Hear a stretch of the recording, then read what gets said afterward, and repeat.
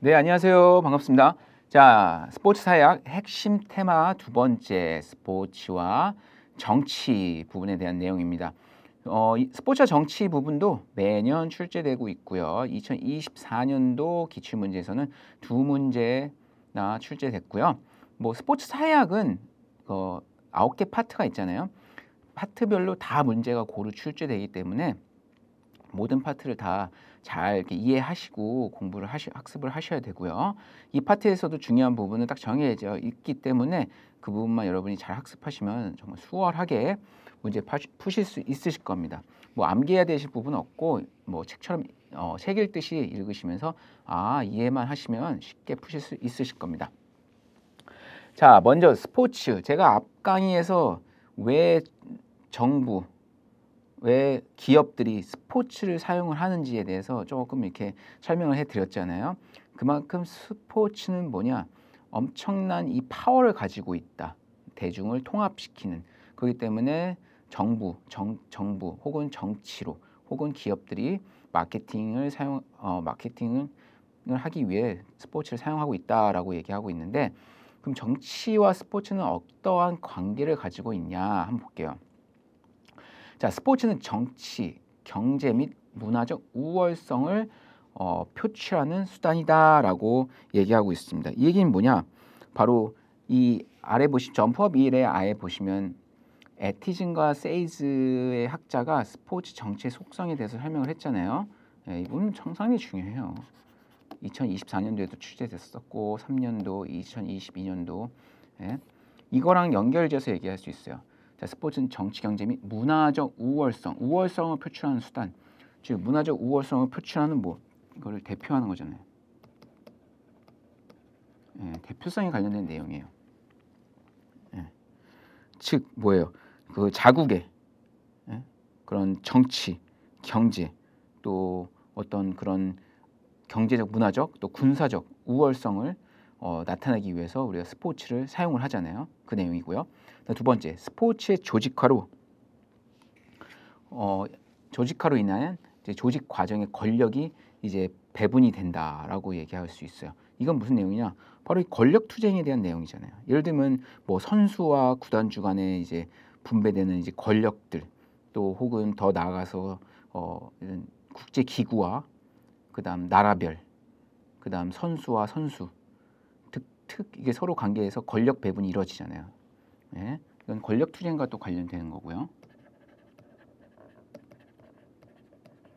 저는 지금 이 내용을 에티즌과 세이지가 제시한 스포츠 정치 속성과 관련지어서 설명하고 있는 거예요. 다음 세 번째, 스포츠 조직 및 기구의 조세 감면 혜택. 이건 뭐냐? 예전에 이건 상호 의존성이라고 볼 수 있거든요. 어디랑? 정부. 무슨 얘기냐? 과거에 우리 박정희 정권 때 그런 기업들로부터 그런 얘기를 했었어요. 너희들이 스포츠 팀을 창단을 해주면 우리가 조세 감면을 혜택을 줄게. 즉 세금을 줄여줄게. 그래서 기업들이 여러 가지 스포츠 팀들을 창단했었죠. 그게 뭐냐? 바로 국가와 기업의 서로 상호 의존을 스포츠를 통해서 상호 의존하는 관계를 유지하는 거잖아요. 또 뭐냐? 더 나아가서 방금 드린 사례도 될 수 있고 또 선수가 뭐냐? 그 올림픽에서 메달을 따게 되면 나라는 선수에게 뭘 줘요? 어떤 병역 혜택이나 또 연금 그런 혜택을 주잖아요. 즉 선수는 국제대회에 나가서 대한민국 나라를 선전하게 되는 거고, 그러니까 서로 상호 의존적인 관계를 맺는 거잖아요. 그런 얘기가 될 수 있고요. 그다음 스포츠를 통한 정치 외교의 상호작용 효과, 이것도 이제 상호 의존성에 대한 내용이고요.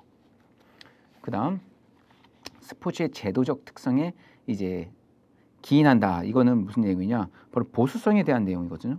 자, 스포츠의 이 보수적인 성향이 있죠. 그다음 이런 애국심은 정치 체계를 강화시키는 이제 역할을 할 수 있다라고 설명할 수 있는 거죠. 그래서 이런 내용들이 이 에티즌과 세이지가 제시한 스포츠 정치 속성과 관련이 된다. 그래서 에티즌과 세이지는 이제 대표성, 권력 투쟁, 상호 의존성, 보수성, 긴장 관계, 이렇게 스포츠의 정치적 속성을 5가지 설명을 했었고, 옆에 심화 포인트 보면은 스포츠의 정치적 기능에서 순기능과 역기능이 있어요. 한번 짧게 보시면, 자, 외교적 수단의 기능을 사용하고 있고요. 제가 중간중간 사례를 다 설명해 드리고 있어요. 왜냐하면 스포츠 사회학이라는 문제가 딱 그냥 이론적인 내용만 딱 나오는 게 아니고 사례, 예시를 통해서 문제를 풀 수 있는 문제들이 요즘 많이 나오고 있어요. 즉 보기에 이렇게 보기 해가지고 뭐 보기 문제 재고 보기에서 이런 사례 막 나오고, 그 다음 이렇게 해서 사지선답으로 해서 이렇게 문제를 고르는, 그래서 이런 보기에 이제 EX 해가지고 예가 많이 나와요. 예 관련된 문제. 그래서 이런 사회 현상이나 이슈들, 그런 걸 여러분 잘 알고 계시면 문제를 푸시는데 도움이 많이 되실 겁니다. 또 하나의 그런 스포츠의 정치적 기능을 보면, 자, 순기능과 있고 역기능이 있어요. 외교적 수단 기능을 사용하고 있는 거죠. 순기능은 대표적으로 뭐 올림픽을 통해서 자국을 뭐 선전하거나 하는 것도 외교적 수단이 될 수 있고, 올림픽을 통해서 지금까지 서로 교류가 없었던 나라들과 교류를 할 수도 있는 거고요. 또 대표적으로 외교적 수단의 기능으로 미국과 중국의 과거 이제 핑퐁 외교가 있었잖아요. 예. 그다음 국민 화합 및 구성원 결속, 일체감 조성, 이제 통합의 기능이잖아요, 이게. 그래서 앞에서도 뭐 올림픽, 또 월드컵을 통해서 우리 국민들을 다 단합시키고 통합시키는 이런 순기능이 있고요. 또 경제 스포츠를 통한 생산성을 이제 제고시키는 기능도 있고, 사회 운동의 수단으로도 가지고 있는 순기능. 이 사회 운동의 수단은 뭐냐? 뭐 올림픽을 그런 거 보셨죠? 뉴스에서 미국에서 NFL 이제 풋볼에서 경기 시작 전에 모든 선수들이 이렇게 무릎을 꿇고 딱 이렇게 그런 항의하는 자세를 딱 표출을 한 거예요. 뭐에 의해서? 이런 정치에 있어서의 어떠한 이슈적인 문제가 사회화돼 문제가 되기 때문에 우리 선수들은 거기에 동요할 수 없다라는 그런 어떻게 보면 메시지를 전달하는 거죠. 뭐로? 이런 스포츠를 통해서. 그러니까 이런 것도 하나의 사회운동의 수단으로 사용할 수 있는 거고, 또 과거 우리가 일제강점기 때, 이거는 체육사와 관련된 내용인데, 일제강점기 때 이런 스포츠 활동, 즉 이 운동회를 통해서 즉 이거 운동회를 한다는 게 뭐예요? 사회운동의 하나의 수단이 될 수 있는 거잖아요. 우리 일제강점기 때 우리 사람들을 막, 우리 대한민국 국민들을 이렇게 다 같이 뭉치게 그런 결속력을 강화시키는 활동을 아예 못하게 제재했었잖아요, 그렇죠? 그런데 하지만 우리 국민들은 딱 그 우리 운동회를 딱 개최하면서 우리 하나의 우리 대한민국의 나라를 다시 가져오자라는 그런 단합, 다 이런 게 사회 운동의 수단으로 사용을 한 거잖아요. 그런 이런 게 순기능이 될 수 있는 거고, 반대로 역기능도 있어요. 뭐 국제적 갈등 및 대립. 이게 뭐냐? 뭐 이제 올림픽이나 국제 스포츠를 갈등과 대립을 사용하는 거예요. 그러한 역사적인 그런 또 사건이 많이 있었죠. 또 최근에는 저희 러시아가 그 전쟁을 지금 시작을 했잖아요. 그거에 의해서 2024년도 파리 올림픽에서는 러시아가 올림픽에 참여하지 못하는 그러한 또 산상이 있었고요. 또 권력의 훼손과 유지를 위한 지배의 정당성 요구, 그다음 국수주의, 군국주의 조장 등등. 베를린 올림픽, 나치가 독일 정권 나치가 자신 나라의 그런 이데올로기나 그런 이데올로기를 선전하기 위해서 올림픽을 개최했던 것처럼 이런 게 다 스포츠의 정치적 역기능에 해당이 된다라고 설명할 수 있겠습니다. 이 사례는 뒤에서 좀 더 상세히 설명해 드릴게요. 자, 다음은 스포츠와 정치의 결합 방법이에요. 자, 스포츠와 정치가 어떻게 결합을 하는지. 자, 먼저 상징, 동일화, 조작으로 볼 수 있거든요. 이 부분도 중요해요. 출제될 확률이 높습니다. 자, 상징은 말 그대로 어떠한 특정한 의미와 의의를 다른 무엇을 대리하고 지칭하는 것을 얘기하고 있는 거예요. 즉 이거는 이제 개념 형성.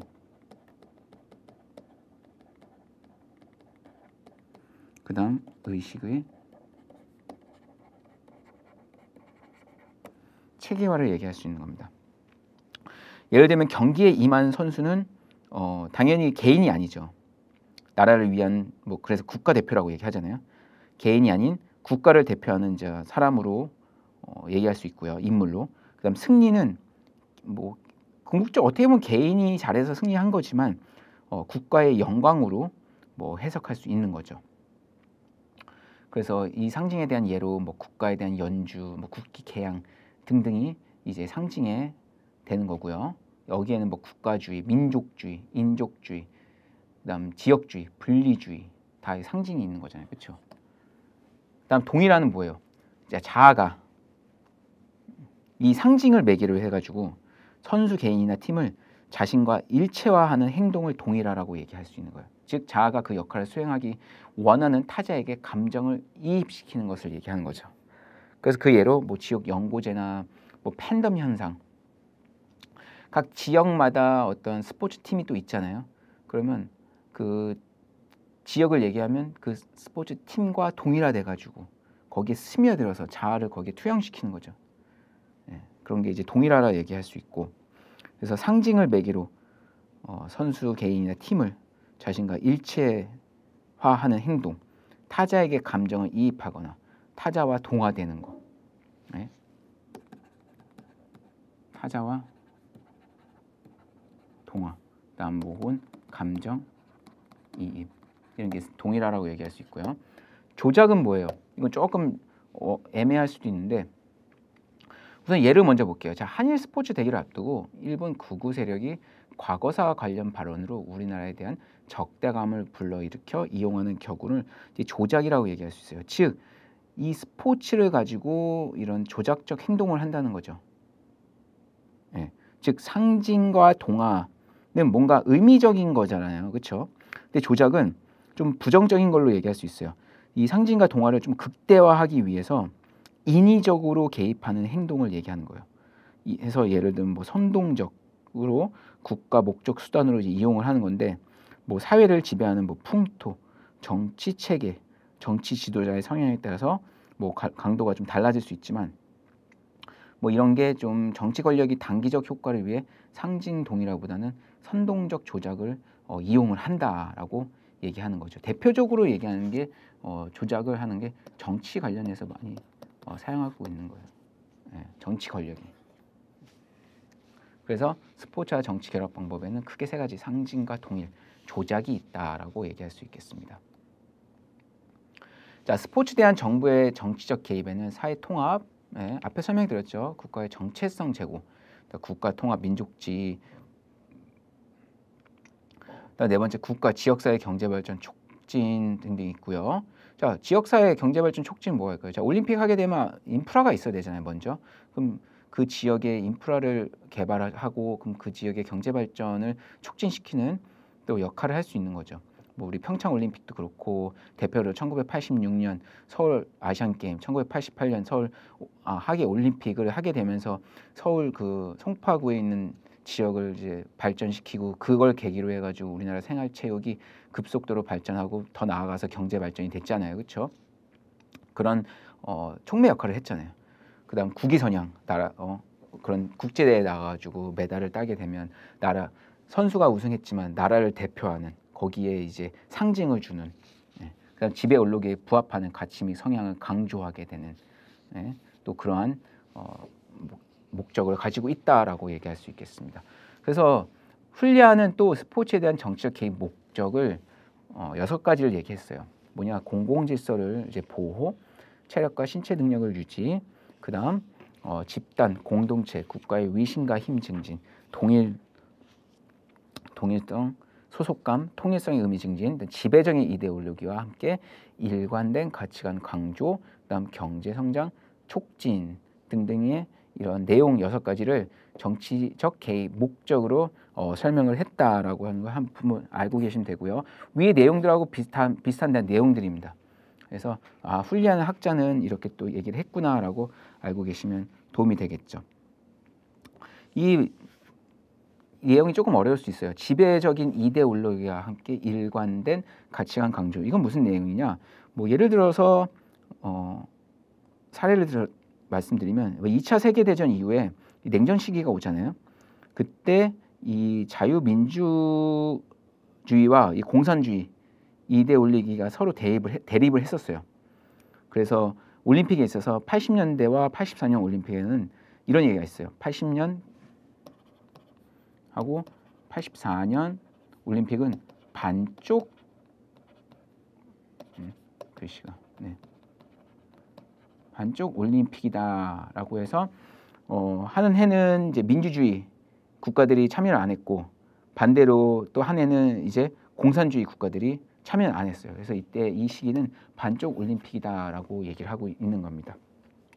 그러니까 참 웃기죠. 올림픽이라는 스포츠 이벤트인데 왜 정치적인 목적에 의해서 이 스포츠에 참여를 안 하게 되냐. 그러니까 좀 아이러니한 거죠. 그러니까 즉 이 올림픽에 뭐가 개입이 된 거예요? 올림픽에 바로 정치가 개입이 된 거잖아요. 이런 사례가 바로. 예. 자, 그 다음은 스포츠와 국제 정치인데요. 이 부분도 매년 나와요, 매년. 예, 그래서 특히 이 스포츠 정치 파트 저희 교재에 나와 있는 이 내용은 이 정치 파트는 지금 이 부분은 다 여러분이 알고 계셔야 되고, 하지만 이제 좀 긍정적인 부분은 이걸 외우실 필요는 없어요. 읽으시면서 아 이런 게 있구나, 아 이런 사례가 이런 예가 있었구나라고 이해만 한 두세 번만 읽어보시면 여러분이 쉽게 이해하실 수 있으실 거예요. 그래서 내용이 좀 많아요. 여기는 이제 국제정치의 스포츠 기능이라고 해서 처음에 이제 이렇게 7가지, 네, 7가지죠. 7가지 뭐 외교적 도구 쭉 사례가 있고 이 옆에 올림픽 경기의 정치화 도구라고 쭉 사례들이 있어요. 그래서 이 사례들은 여러분이 읽고 이 연도엔 이런 사례가 있었구나 해서 쭉 한 번씩 알고 계시고 넘어가셔야 돼요. 네, 매년 나오고 작년에도 나왔고 여기 보시면 매년 나오잖아요. 네, 거의 한 번도 안 빠지고 이 부분은 완전히 아시면 하나에서 두 문제는 무조건 맞고 넘어가시는 거예요. 그렇게 알고 계시면 돼요. 자, 첫 번째로 외교적 도구는 뭐냐? 앞에서 설명한 부분과 겹치는 내용이 많아요. 자, 공식적 외교 관계가 성립되지 않은 국가 간이라도 양국 및 해당 정부를 승인함을 상징한다라고 하는데 가장 많은 예로 나왔던 게 이제 미국과 중국의 핑퐁 외교를 얘기하고 있어요. 자, 핑퐁이라는 거는 뭐죠? 탁구를 영어로 핑퐁이라고 하고 혹은 테이블 테니스라고도 얘기를 해요. 네, 그래서 이 탁구를 통해서 미국과 중국의 서로 이제 수교를 튼 결과로 하나 얘기할 수 있는 거죠. 그래서 외교적 도구로 이렇게 사용을 했다라고 설명할 수 있습니다. 자, 그리고 역으로 반대로 이 특정 국가와 스포츠 교류가 또 이 외교적 도구를 통해서 거절이 될 수 있어요. 즉 외교적 단절이 될 수도 있는 거죠. 즉 외교적 도구라는 게 긍정적인 부분으로 핑퐁 외교 같은 경우는 이 탁구를 통해서 두 나라가 수교를 튼 긍정적인 부분이라 볼 수 있지만 반대로 또 외교적 도구를 사용을 해서 스포츠 참가를 하지 않게 돼서 외교적 단절이 발생할 수도 있는 거예요. 예. 그러니까 이 외교적 도구라는 게 꼭 긍정적인 측면만 있는 게 아니고 부정적인 측면도 가지고 있다라고 얘기할 수 있는 거죠. 자, 두 번째 정치 인연 선전. 이거는 뭐냐? 바로 이데올로기 및 체제 선전의 수단으로 사용을 한 걸 얘기할 수 있는 거거든요. 그 예로 36년 베를린 올림픽에서 히틀러가 나치의 권위와 이런 자기 그 나라의 그런 이데올로기를 선전하기 위해서 올림픽을 사용을 한 거죠. 그래서 그때는 이제 극단적인 민족주의의 과시를 선보였습니다. 올림픽을 통해서. 그래서 원래 스포츠라는 게 경쟁 원리에 입각하고 있다는 점에서 이 특정 정치 체제의 입지를 강화하기 위한 대리 전적의 이러한 성격을 띠고 있다라고 얘기도 할 수 있거든요. 그래서 그 나라의 그 올림픽을 통해서 즉 스포츠를 통해서 이데올로기를 또 선전하는 그런 수단으로 사용을 하고 있다라고 얘기할 수 있겠습니다. 그리고 세 번째는 이제 국위 선양이에요. 뭐 앞에서도 말씀드렸지만 쉬운 예로 보시면 올림픽에 나가서 선수들이 이제 금메달을 따고 하는 게 다 국위 선양하는 거잖아요. 뭐 이번에 파리 올림픽에서도 첫 이제 비인기 종목에서도 이제 메달을 따게 되면서 그 종목을 알리게 되고, 근데 궁극적으로 그거보다 대한민국이라는 나라가 이 종목에서 강국이구나라고 할 수 있는 그런 것도 선전하게 되고 다 국위 선양을 하게 되는 그런 기능을 가지고 있는 거잖아요. 그다음 네 번째 국제 이해 평화. 네. 대표적으로 우리가 이제 평창 올림픽 때 어땠어요? 자, 남과 북한이 지금 우리나라가 유일하게 전 세계에서 이 분단 국가라고 얘기하고 있잖아요, 그렇죠? 그래서 이 올림픽을 통해서 이 스포츠라는 이벤트를 통해서 남과 북이 하나 되는 뭐 공동 입장뿐만 아니라 남북 단일팀, 네. 이런 게 다 뭐냐? 국제적인 관계, 그 서로 나라를 이해하게 되고 자, 평화를 유지하게 되는 그런 도구로 기능으로 사용을 하게 되는 거잖아요. 그렇죠? 자, 그다음 반대로 또 이걸 스포츠를 통해서 또 외교적을 항의하는 그런 도구로 기능을 또 가지고 있어요. 예. 앞서 제가 지금 처음에 외교적 도구에 설명이 들었잖아요. 반대로 이게 또 외교적 항의가 될 수 있는 거죠. 예, 부정적으로 본다면. 그래서 선수단 입국 거부, 경기 불참, 그 예로 인종차별 정책. 자, 아파르트헤이트. 예, 남아프리카 공화국에서 이 아파르트헤이트는 백인 유월주의 그때 정책이었거든요. 그래서 뭐 흑인은 뭐 과거에 이제 성차별이 아니고 인종차별이었죠. 흑인은 뭐 어디에 파크에 들어가지 못하고 어디에 해변가 가지 못하고 그런 아파르트헤이트의 정책 때문에 예, 올림픽에 참여가 이제 불참이 됐었던 예, 그 참여를 배제시킨 그런 외교적 항의 있었고 또 최근 사례로 자 파리 올림픽에서 러시아가 올림픽에 참여하지 못했죠. 예, 그게 다 외교적 항의에 이제 해당이 된다. 이러한 이슈들 사회적 이슈들이 이 실제 시험에서 사례로 나올 수 있을 확률이 상당히 높습니다. 그래서 이런 사회에 돌아가는 그런 현상을 여러분이 잘 알고 계시면 스포츠 사회학 문제 푸시는데 스포츠와 연관지어서 크게 문제는 없으실 겁니다. 여섯 번째, 갈등 및 적대감 표출. 이건 뭐예요? 자, 사례를 보면 자, 미넨 올림픽에서 팔레스타인 가격 단체 거물 구월단이라고 있어요. 그래서 그때 이 올림픽에서 이 검은 구월단이 선수들 숙소에 침입을 해가지고 이때 이스라엘 선수들을 향해서 총을 막 난사했어요. 그래서 선수들을 살해한 이런 사건이 있었다. 이런 게 뭐예요? 다 국가 간에 가지고 있는 갈등, 이런 적대감을 표출한 거잖아요. 예, 서로 그런 앙숙인 나라.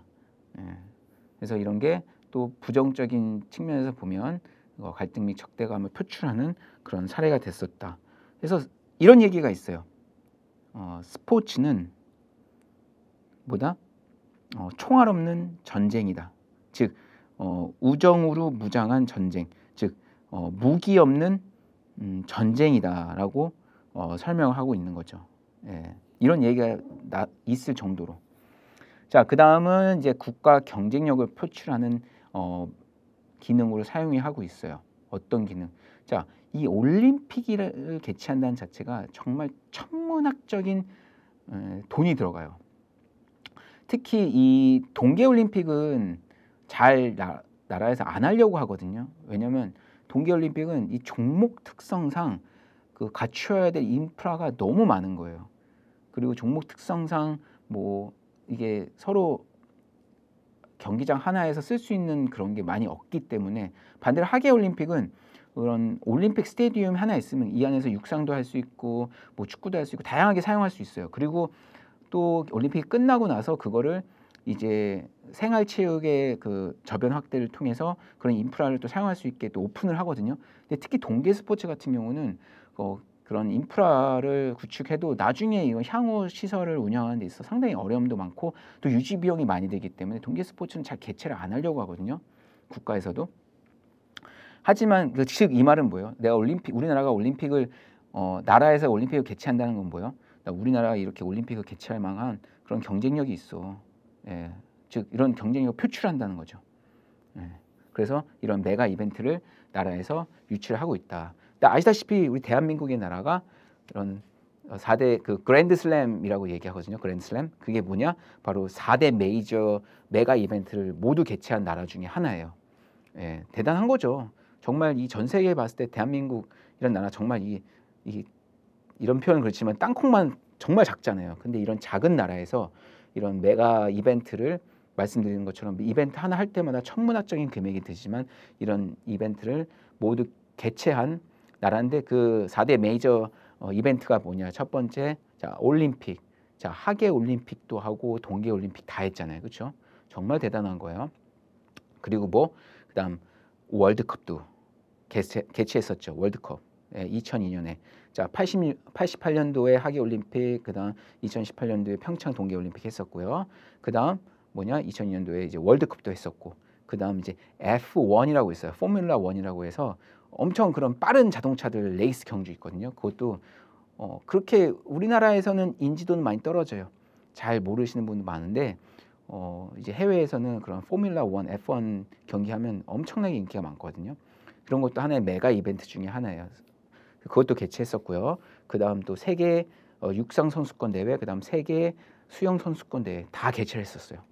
그리고 더 나아가서 이제 하계, 동계 아시안 게임들 다 개최를 했었죠. 그만큼 우리 대한민국이 그런 스포츠에서 메가 이벤트를 모두 개최한 그랜드슬램을 이룬 나라 중에 하나라고 너무 이렇게 얘기할 수 있거든요.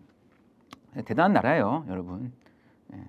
자, 옆에 이 시바학습의 올림픽 경기의 정치와 도구는 한 번씩 쭉 읽어보시면 돼요.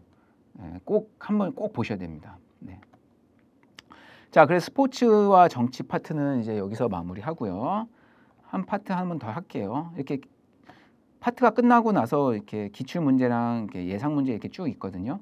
그래서 한 번씩 풀어보시면 도움이 되고, 이 외에도 적중 예상 문제 뒷부분에 있고, 또 저희가 온라인 에듀윌 홈페이지에 들어가시면 온라인으로 실전 모의고사 또 추가적으로 3회분을 또 이렇게 제공을 해드리고 있어요. 정말 좋죠. 그래서 여러분 이 뭐 에듀윌 책이 최근에 너무 타사에 비해 두껍다는 얘기가 많이 나오고 있는데, 정말 저희는 이제 중요한 내용 이론들을 모두 함축시켜서 이렇게 제공해 드리고 있기 때문에 어쩔 수 없이 책이 좀 많이 두꺼워질 수 있어요.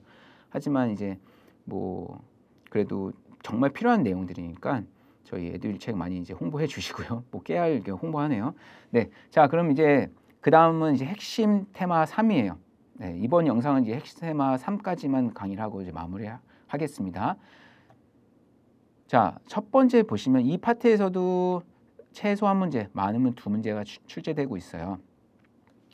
자, 먼저 보실 거는 자 스포츠, 상업주의와 스포츠의 변화를 얘기할 수 있는데, 상업주의에 의해서 스포츠가 어떻게 변했는가라고 얘기할 수 있거든요.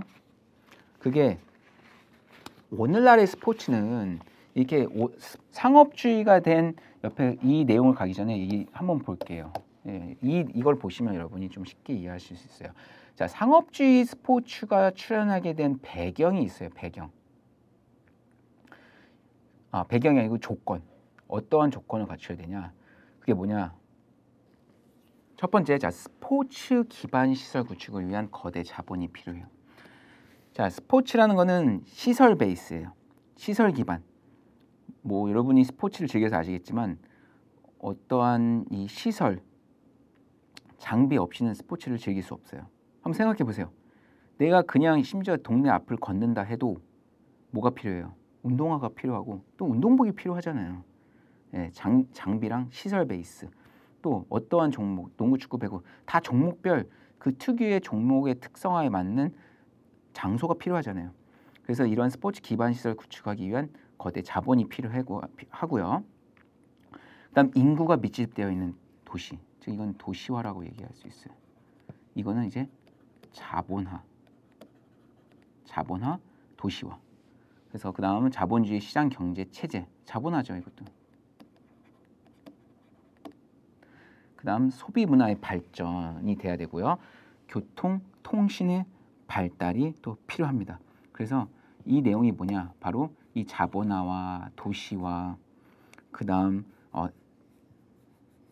이걸 또 자본화 플러스 산업화라고도 얘기할 수 있어요. 산업화 플러스 교통, 통신 발달. 그래서 이 자본화, 도시화, 산업화 이 네 가지는 바로 오늘날 상업주의 스포츠에 출연하게 된 조건이 되었다라고 얘기할 수 있어요.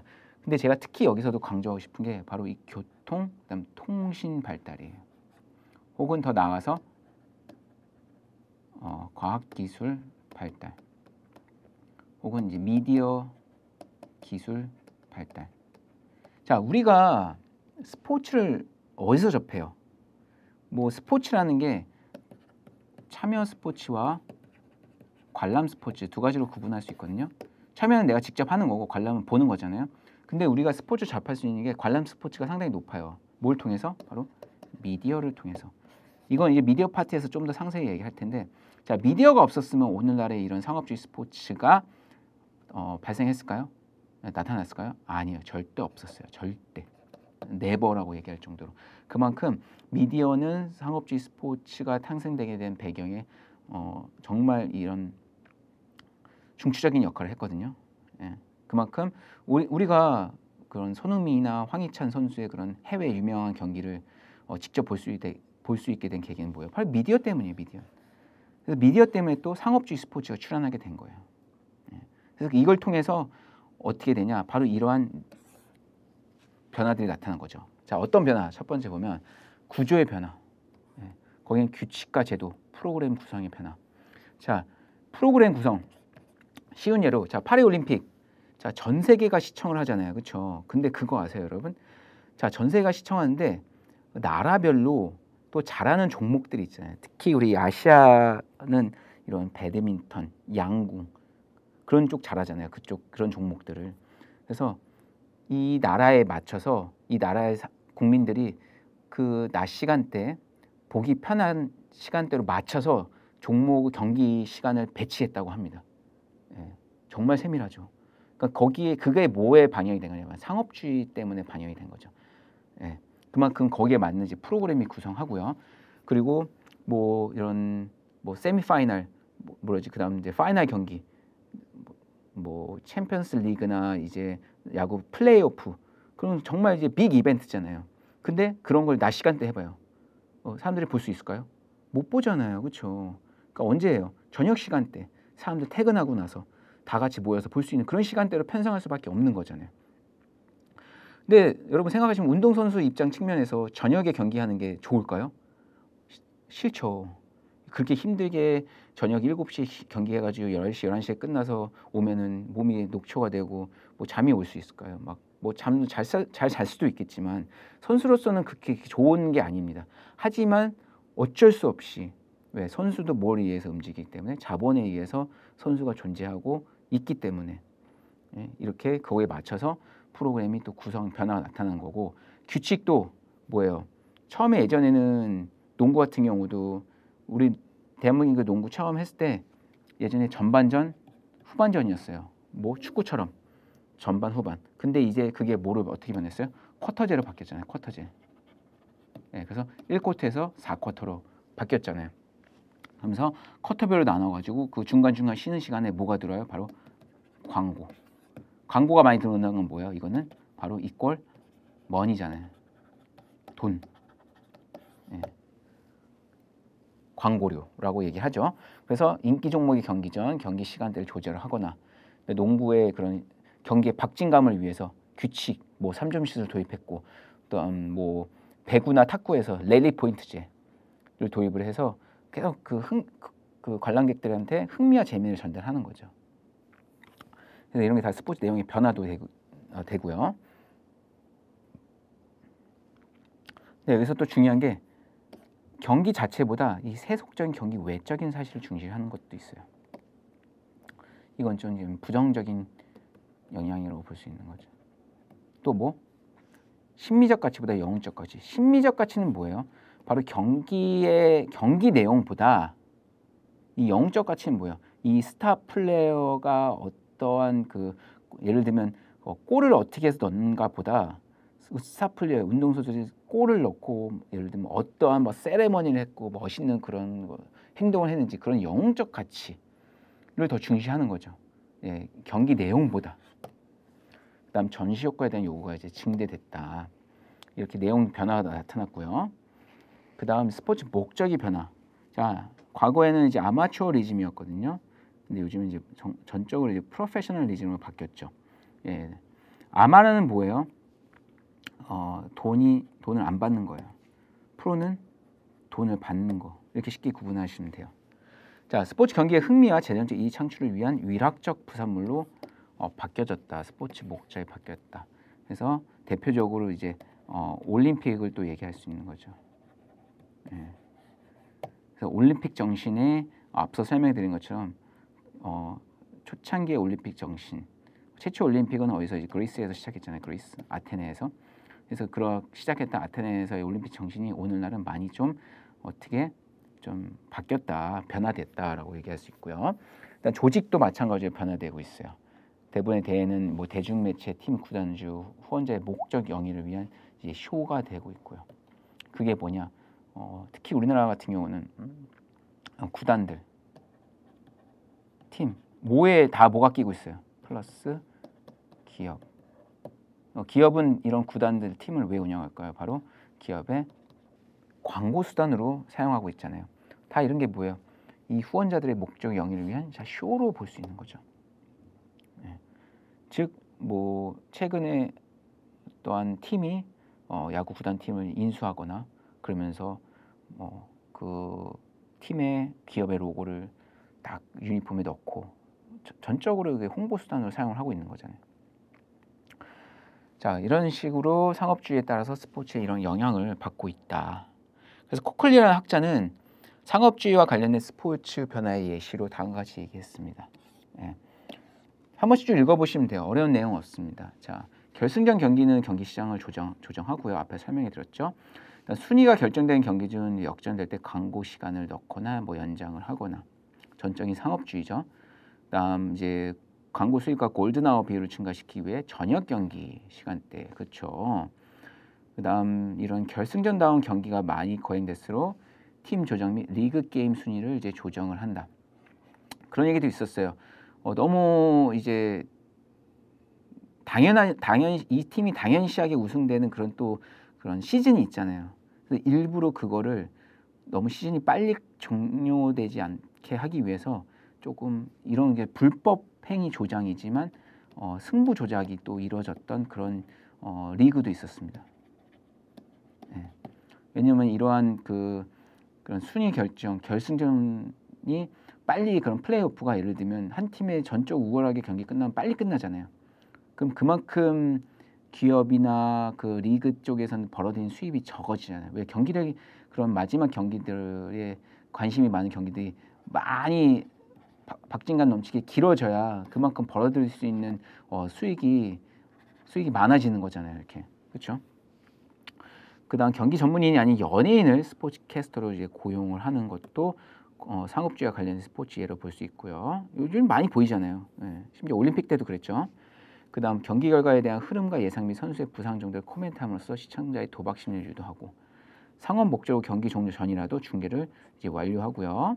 경기의 재미, 흥미를 증진하기 위해 경기 득점 및 증가하도록 규칙을 제정한다. 이 내용들이 뭐냐? 코클리가 제시한 상업주의와 관련된 스포츠 변화의 예시다라고 설명할 수 있습니다. 자, 그다음 다음은 이제 프로 스포츠에서 시행된 제도예요. 네. 거기에는 이제 뭐 보류 조항, 최저 연봉, 그다음 뭐 셀러리 캡, 트레이드 드래프트인데 한 번씩 읽어보시면 쉽게 다 이해될 수 있는 부분이거든요. 네. 자, 보류 조항은 뭐냐? 자, 리그의 팀과 계약한 뒤에도 선수 의사와 상관없이 다른 팀으로 자유 이적이 불가한 거는 이제 보류 조항이라고 얘기할 수 있습니다. 이 계약을 하고 나서 선수가 뭐 임의적으로 내가 해제하고 다른 데로 막 이적 계약을 하고 하는 것을 막는 거죠. 그걸 보류 조항이라고 하고요. 최저 연봉은 뭐예요? 이 신인 선수에게 최저 연봉을 약속한다는 거죠. 보장하는 거. 얼만큼의 이제 미니멈 셀러리를 이제 보장한다는 거고요. 그다음 셀러리 캡이라는 건 뭐예요? 선수 연봉에 상한선을 두고 있는 거예요. 그래서 한 팀이 이 얘기는 뭐냐? 그럼 구단별로 가지고 있는 이제 버짓 예산이 다 다르잖아요. 그러니까 그만큼 돈이 많은 뭐 예산이 많은 팀도 있을 거고. 그러면 돈으로 다 선수를 사면 되잖아요. 그래서 리그에서 그거를 막는 거예요. 한 팀당 얼마 이상의 그 선수들 몸값이 최종 다 선수들의 몸값 얼마 이상 넘어가면 안 되는 그런 셀러리 캡을 딱 만들어 놓는 거예요. 한계를. 그래서 선수들 몸값 다 했을 때 여기 셀러리 캡 넘어가잖아요. 그렇게 하지 못하게. 그래서 모든 팀들이 균등하게 대등할 수 있게 만드는 거죠. 궁극적으로 보면 그 리그가 살아남을 수 있는 그 종목이 살아남을 수 있는 방법이라고 볼 수 있어요. 너무 이 편향적으로 한 팀이 우월하게 너무 경기력이 좋으면 그 리그를 보는 재미가 없잖아요. 트레이드는 말 그대로 구단 간의 선수 대 선수 혹은 현금 대신 선수를 주고받는 이 제도를 얘기하는 거고요. 드래프트는 이제 신인 선수를 뽑는 걸 드래프트를 얘기하고 이외에도 또 뭐 자유계약 FA 일정 기간에 지나면 선수는 자유롭게 다른 팀과 계약을 할 수 있는 거 자유계약 선수 많이 들어보셨죠 FA. 그다음 선수 대리는 선수가 하는 게 아니고 대리인, 보통 이제 변호사들이 하거든요. 법률 대리인이 선수들을 계약을 덮는 거를 이제 선수 대리인, 에이전트라고 얘기하고요. 이 웨이버 조항은 뭐냐? 구단과 선수 간의 계약이 존재하는 단체나 스포츠 리그에서 일하는 상황으로 구단에서 해당 선수에 대한 권한을 포기하는 조항이에요.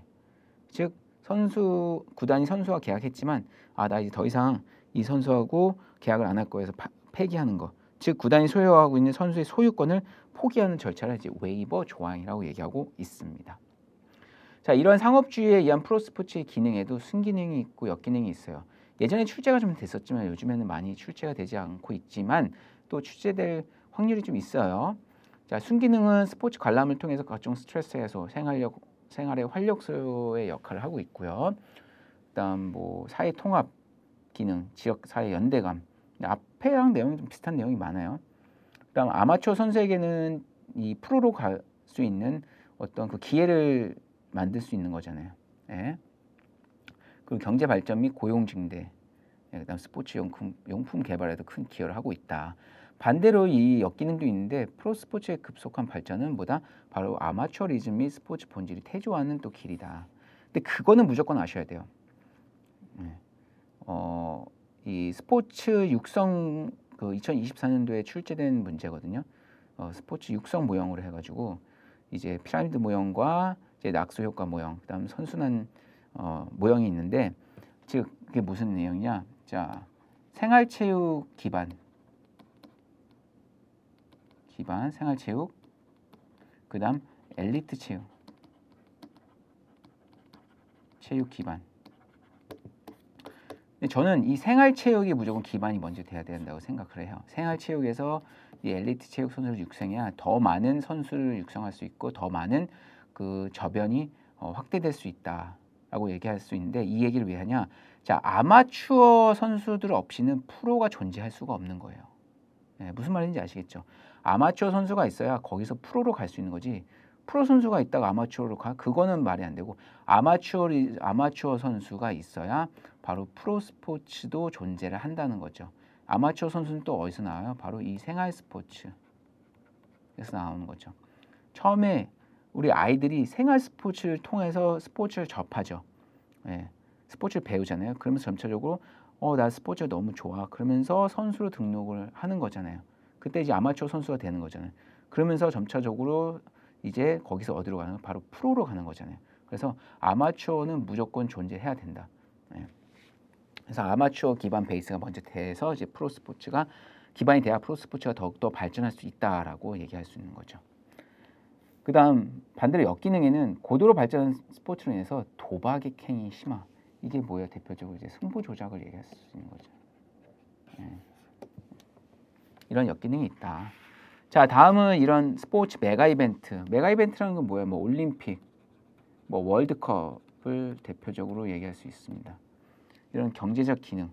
이것도 예전에 출제 많이 됐었는데 요즘에 많이 출제되고 있지는 않습니다. 하지만 한 번씩 보시면 도움이 되실 거예요. 정말 쉬워요. 이런 메가 이벤트를 개최하는 이유는 긍정적 기능은 경제적 측면과 사회적 측면, 정치적 측면이 있습니다. 이런 측면을 통해서 이런 긍정적 기능이 있고 부정적 기능이 있습니다. 한 번씩 읽어보시면 쉽게 이해되실 거고요. 또 이런 경제적 가치, 어떻게 직접 효과가 있고 간접 효과가 있는데 직접 효과는 뭐가 있냐? 자, 우리가 올림픽을 개최하게 되면 어떠한 직접적인 효과가 있어요. 자, 우선 경기장이 필요하죠. 그렇죠? 그다음 경기장에 가려면 도로가 있어야겠죠. 이러한 인프라를 구축하게 되고 그 지역의 사람들이 올림픽 때 엄청나게 전 세계 사람들이 오겠죠. 그럼 관광 소비가 지출하게 되고 또 그 지역의 사람들의 올림픽을 진행하는 데 있어 또 스태프들이 있어야 되잖아요. 그렇죠? 일할 사람들. 그럼 신규 일자리가 창출되면서 지역의 고용이 촉진되는 등 이러한 직접적인 효과가 있고 간접적인 효과로 가장 큰 걸로는 바로 국가 이미지가 개선이 되는 거잖아요. 예. 그래서 예전에는 이 올림픽을 그런 개발도상국에서 많이 했었어요. 그래서 우리나라도 대표적으로 1980년도 그때 잘 대한민국이란 나라를 알지 못했잖아요. 예. 하지만 이 올림픽, 아시안 게임을 통해서 우리 대한민국의 그런 위상을 대한민국이 우리는 이런 나라다라는 그런 국가 파워를 알리면서 이미지를 개선을 했었죠. 그래서 그걸 계기로 우리나라가 급속도 이 메가톤급의 그런 경제 성장을 지금 이뤘잖아요. 그래서 오늘날의 지금 대한민국을 만들었죠. 그래서 이런 이미지 개선으로 인한 수출을 증대되고 또 외국인이 투자에 촉진할 수 있는 거고요. 그다음 이미지 및 브랜드 홍보 효과, 그다음 자국 내 기업 이미지를 제고하는 이러한 간접적인 효과가 있다라고 얘기할 수 있겠습니다. 자, 그래서 지금까지 파트 3이죠. 스포츠와 경제 파트. 그래서 파트 2와 파트 3 강의를 진행하였습니다. 어떻게 쉽게 잘 이해되셨나요? 그러면 잠시 쉬었다가 다음 강의에서 다시 또 여러분 찾아뵙도록 하겠습니다. 고생하셨습니다.